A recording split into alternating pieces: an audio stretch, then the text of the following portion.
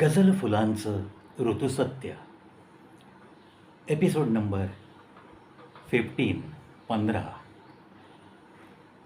भावानुवाद अंजुम यांच्या गझलांचा doctor Naseem M Pathan madam, Solapur.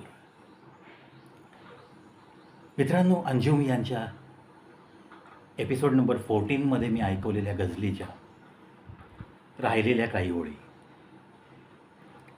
है हुकूमत तेरी हर दिल पे, सामने तेरे वो खुदा क्या है हुकूमत तेरी हर दिल पे, सामने तेरे वो खुदा क्या है.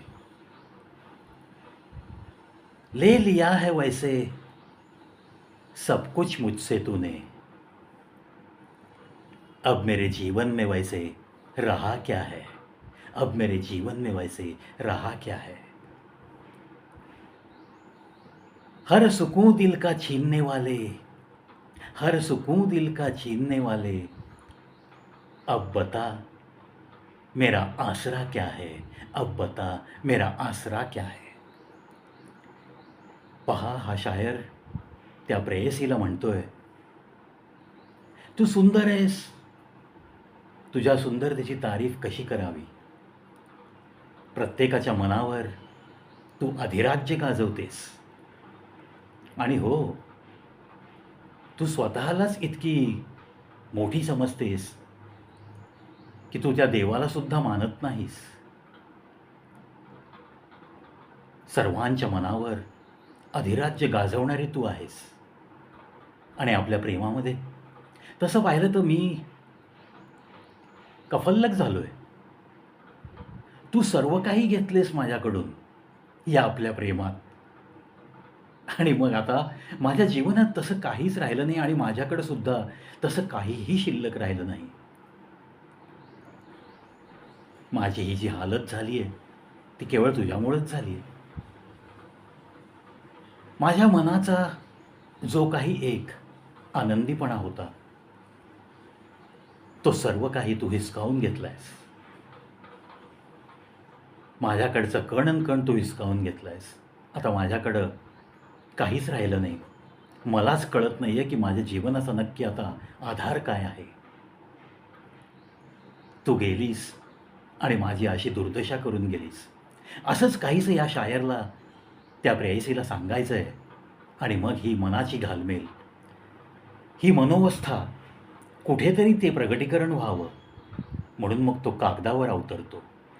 हे शायर लोक मस्त लिहित जातात आणि समाज समजतो की अरेच्या, हे या शायरचंच दुःख आहे की काय. तर वैयक्तिक असं कधीही काहीही नसतं. कल्पनाशक्ती याच्या जोरावर हे शायर लोक कितीतरी आणि काय काय म्हणून लिहित असतात ना. ऐकलं वाचलं की मोठं मनाला स्पर्शून जातात अशा गोष्टी असतात. आणि मग अशा गझलचा, अशा तरल विचारांचा भावानुवाद एखादी व्यक्ती करते तर त्या व्यक्तीला सुद्धा आपल्याला प्रणाम करावासाच वाटतो. आणि म्हणूनच डॉक्टर नसीम एम पठाण,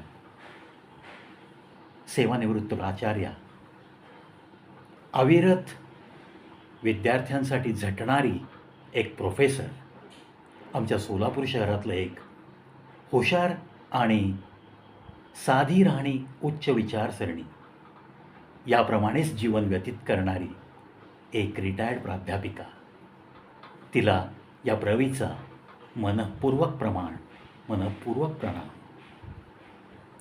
मित्रांनो, अंजुम यांच्या या तरल गझल तुमच्या मनापर्यंत पोहोचवण्यासाठी केलेला हा एक छोटासा प्रयत्न आपल्याला आवडला. नक्कीच मित्रांसोबत शेअर करा.